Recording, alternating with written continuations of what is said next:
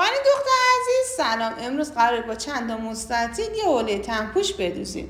اولین مستطیلی که نیاز داریم قد پالتو رو علامت بزنیم که من 14 و این قسمت دولای پارچه است که 70 سانت تا کردم که 2 برابرش میشه 140 سانت و از سمت دولای بسته به این شکل تا میکنم طوری که دولای بسته با دولای بازم 12 سانتی متر تفاوت داشته باشه. از این قسمتی که دولای بسته است به اندازه 30 سانتی متر قیچی میکنم. اینجا برای حلقه آستینه. از دولای بسته کارم 2 سانتی متر پایین میام، 10 سانتی متر هم به این سمت و این قسمت رو قیچی میکنم. ببین فقط این دولا رو قیچی کردم و از حلقه آستین 3 سانتی متر پایین میام و یه خط اوریب به قسمت گوشه گردن میکشم و این قسمت رو قیچی میکنم. به یه مربع مستطیل نیاز دارم که دولاست و قد آستین رو 50 اینجا علامت میزنم و این قسمت دور بازو که 55 علامت میزنم و از سمت 55 تا میزنم که میشه 22.5 و اینجا میشه سرشونه لباسم و اون تیکه که این میشه آستینم و اینجا دولای بسته باید در راستای سرشونه باشه. آستین رو میدم زیر حلقه آستین و ببین اینجا دقیقاً در امتداد همدیگه است و اینجا زیر رفته.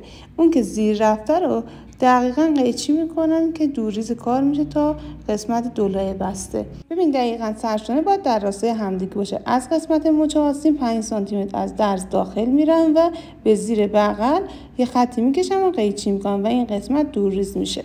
برای دوختش قسمت مچ رو تا میزنم و میدوزم و درز آستینم به این شکل میدوزم برمیگردم. یه دیگه مربع مستطیل دیگه دارم که 14 در 14 سانته که یه سمتش باید دولای بسته باشه که میشه 28 در 14. تاش میزنم و تیکه تنه رو میارم و از این قسمت بالا با همدیگه میزون میکنم، یعنی گوشه گردن دقیقاً ببین اینجا باید با همدیگه مماس باشه. سرشونه انتهای سرشونه یعنی همون گوشه گردن یه چرت میزنم و قسمت روی رو باز میکنم و از جایی که چرت زدم این قسمت رو میذارم دوخت میزنم، هر دو سمت رو به همین شکل دوخت میزنم و برمیگردم. برای کمربندش یه مستطیل در میارم به طول 150 و پهناش 12 سانت. طرف این رو تا میکنم به سمت داخل و دور تا دور کار رو میدوزم برمیگردم. برای جیبش از یه مربع مستطیل به اندازه 24 در 20 استفاده میکنم. طرف این رو به اندازه 1 سانتی متر دوخت میزنم، فقط دهان جیب رو به اندازه 3 سانتی متر دوخت میزنم. یه مستطیل دیگه در میارم به پهنای 22 و طولش 58 که این قسمت دولای بسته است، یعنی 58 این قسمت ببین دولا حساب شده. خب که 58 ضرب در 2 میکنیم. حالا تیکه تنه رو میارم، این تیکه‌ای که الان در آوردم مستطیل این برای سجاف یقه است. این قسمته که مستطیل کوچیک در آوردم و ببین از اینجا دوختش زدم دیگه.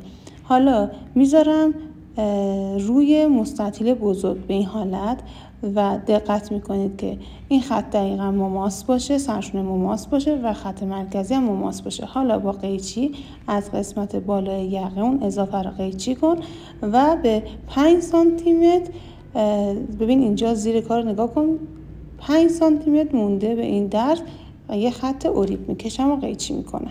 این قسمت دوریز یقه میشه. حالا وسط پشت یقه رو به دست میارم، چرت میزنم، وسط سجاف هم پیدا میکنم، چرت میزنم و این تیکه روی یقه است که به سمت خودمه و تنه رو میذارم روی سجافم و از چرت ها با هم دیگه میزون میکنم، دور تا دور کارم و سوزن میزنم و میدوزم برمیگردم. ببین این تیکه رو دوخت زدم.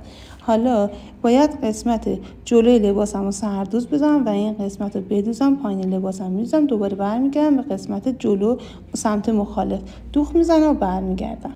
وقتی که دوختتون رو میزنید به این شکل میشه. حالا قسمت